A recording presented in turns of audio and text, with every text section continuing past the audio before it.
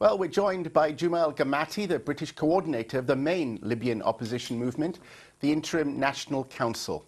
We also have the political analyst and writer for the respected socialist magazine, The Monthly Review, Sukan Chandan. And on the phone, the editor of the online newspaper, Libya, Almost Takba, Hassan El Amin. Thank you all for joining us. Jumal Gamati, the West shouldn't be arming you, should it? Because it's illegal. And in fact, that's been confirmed this afternoon by the French Foreign Minister and the Secretary General of NATO, that the West actually can't do it. It would break international law.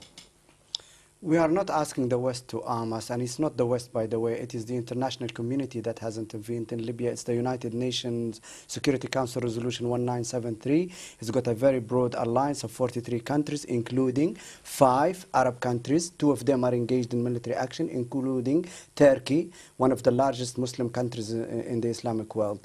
What we are asking is that it's our moral right to actually, we have a lot of frozen assets outside Libya, tens of billions of dollars. We can now export oil from the eastern region. We have a moral right to procure weapons and arms. Well, there's an arms embargo, though. That's not a.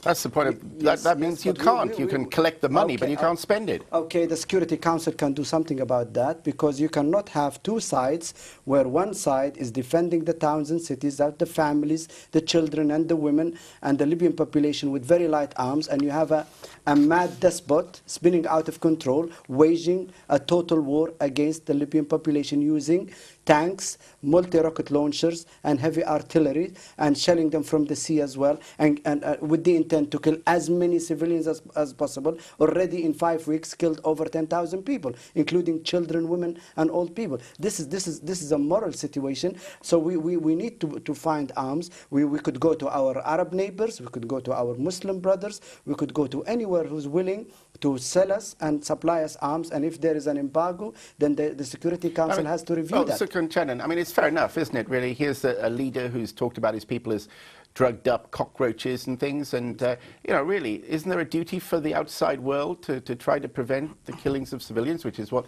the purpose is? And if that means providing arms, which it looks like it might need to, they should do that. This has got nothing to do with killing of civilians. This has quite clearly been a British and French and subsequently a US plot from the very beginning.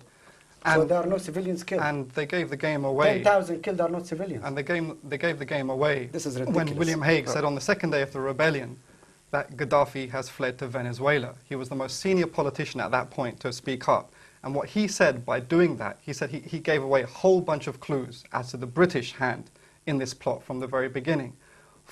Meaning that... But even if there are imperial intentions behind this, and, you know, many would accept that, we're in a situation now, though, where don't you think civilians might need to be helped? Again, this is not a question of civilians. The best way, and of course we're forgetting... Do you accept that 10,000 have been killed, and and do you condemn that or not? No, I don't accept that 10,000. Fine, I'm leaving.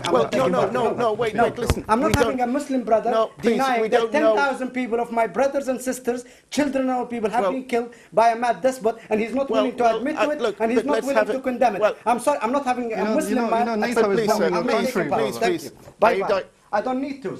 I have plenty, hundreds of media outlets are after me. No, but we need to hear your voice, sir. But, I mean, we need to hear your voice. No. Because, I mean, look, we're having a debate. You don't think that having a... How can he deny that?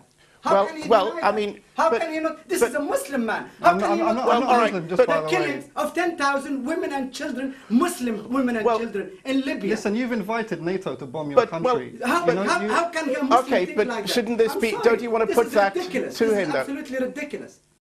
Well, I'm sorry, Jumal Gamati there has unfortunately left us, but we will continue with this discussion without him. We're sorry he felt the need to go.